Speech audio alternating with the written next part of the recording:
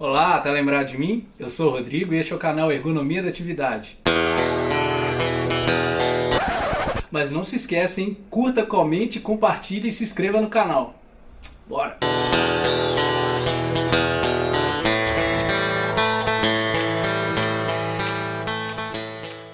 Nesse terceiro e último episódio da série sobre a NR17, nós vamos falar sobre os dois anexos. O anexo 1 é sobre os operadores de checkout, que são os caixas do supermercado. Esse anexo fala sobre os objetivos, posto de trabalho, manipulação de mercadoria, organização do trabalho, aspectos psicossociais e a formação desse profissional. O interessante é que esse anexo da norma entra em pontos subjetivos, como aspectos psicossociais. Já o anexo 2, que fala sobre o operador de telemarketing, aborda os mesmos tópicos da NR17, mas ela vai além, abordando questões como a capacitação dos trabalhadores, programa de saúde ocupacional e risco ambiental, pessoa com deficiência e condições sanitárias de conforto, o que representa um momento histórico para a época, quando os trabalhadores tinham restrições até para ir no banheiro, e ainda tem, né? Então escuta aí mais uma vez o nosso parceiro Ayrton Marinho, que participou da elaboração desse anexo. Institucionalmente, meu serviço é verificar o cumprimento das normas de segurança e saúde do trabalho e, no meu caso em especial, devido a meus interesses na academia também,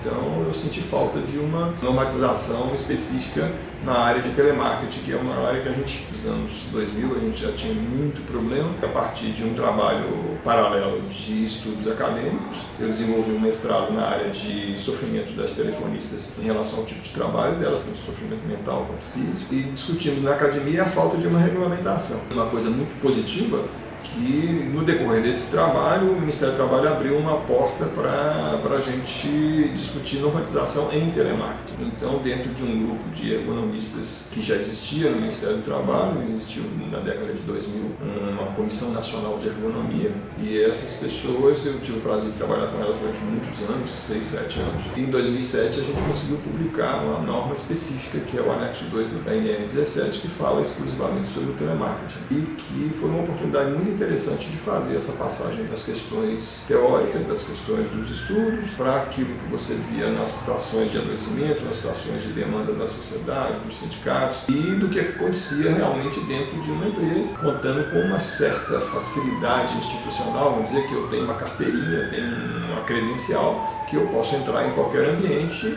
e ficar lá o tempo que eu precisar de ficar, fazer entrevistas, conversar com as pessoas, assistir ao trabalho. Não sei se a gente assiste ao trabalho real, mas pelo menos presenciar o trabalho real das pessoas, né? Isso foi de um ganho muito positivo, no sentido de entender melhor a colocação teórica dos vários autores que a gente vai procurar para tentar apoiar essas posições, essas ideias, e ver isso colocado na prática. Então, assim, ao longo desse período aí, que já tem, digamos aí, quase 20 anos, a gente vê desde a percepção do problema, a demanda social, até de um ramo que não existia, um ramo que foi crescendo e que acabou gerando uma norma, e hoje a gente assiste a aplicação dessa norma em várias vertentes. Como é que as empresas se defendem, como é que os advogados discutem isso, o que a gente imaginava que era importante dentro de uma norma lá nos anos 2000, por exemplo, móvel, computador, isso deixou de ser importante, né? As pessoas não discutem mais isso foi ultrapassado de alguma forma, mas pequenas coisas que estavam incipientes lá no início, como por exemplo a liberdade de expressão, a liberdade de movimentação, inclusive de necessidade fisiológica, de ir ao banheiro, esse tipo de coisa, né? Que só de leve a gente tocou nisso lá na norma, tem um peso muito grande hoje nas relações, nas ações da justiça. E as instituições de alguma forma incorporaram isso, então a gente vê a citação de uma frase, de um item dessa norma especificamente, em várias situações, na boca de alunos, na boca de professores, na boca de pesquisadores, na boca de peritos, de juízes, que eu achei que é um depoimento que eu posso fazer com muita satisfação. Um barulho. Conversando com o desembargador, dos mais importantes aqui, que é o Sebastião Geraldo de Oliveira, que é conhecido por ser uma pessoa humanista, uma pessoa que tem uma posição assim de vanguarda, conversando no corredor e tudo, e ele me falando de algumas decisões que ele tomou em processos relativos a assédio moral, a desgaste emocional, desgaste psíquico, adoecimento psíquico e tudo,